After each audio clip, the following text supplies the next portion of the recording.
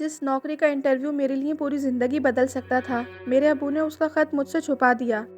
मुझे लगा वो मेरी कामयाबी के दुश्मन हैं, लेकिन सच पता चला तो मैं उनसे नज़रें नहीं मिला सका। हमारे घर के हालात बहुत तंग थे। मैं कॉलेज में पढ़ता था और गरीबी की वजह से अक्सर सोचता था, पढ़ाई छोड़कर कोई काम शुरू कर दूँ। लेकिन अब्बू हमेशा कहते, बेटा तुम पढ़ाई नहीं छोड़ोगे। एक दिन शहर की एक बड़ी कंपनी से मुझे नौकरी के इंटरव्यू का ख़त मिला।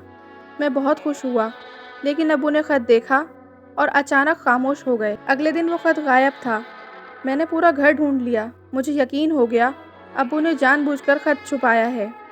मैं गुस्से में बोला, अब्बू आप नहीं चाहते मैं कामयाब हूँ।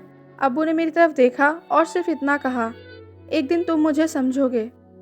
कुछ हफ्तों बाद उनकी अलमारी साफ करते हुए मुझे वही ख़त दोबारा मिल गया।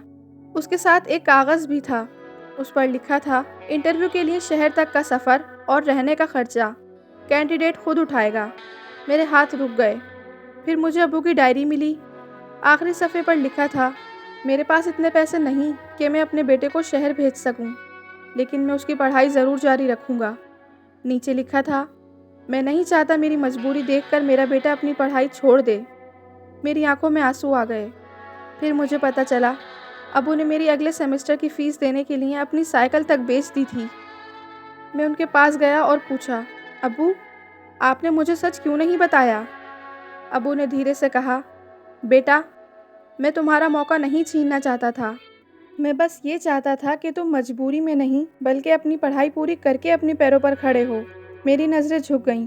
उस दिन मुझे समझ आया, हर वालिद जो किसी रास्ते से रोकते हुए नज़र आए, ज़रूरी नहीं कि वो मंजिल के दुश्मन हो। कभी कभी वो बस चाहते हैं कि उनका बेटा मजबूरी में नहीं बल्कि अपनी पूरी ताकत के साथ मंजिल तक पहुंचे। वालिद कभी कभी औलाद का एक मौका रोक देते हैं ताकि उसकी पूरी ज़िंदगी के मौके ख़त्म ना हो जाएं। उनकी खामोशी को समझने में देर लग सकती है, लेकिन उसके पीछे अक्सर औलाद का मुस्तकबिल छुपा होता है।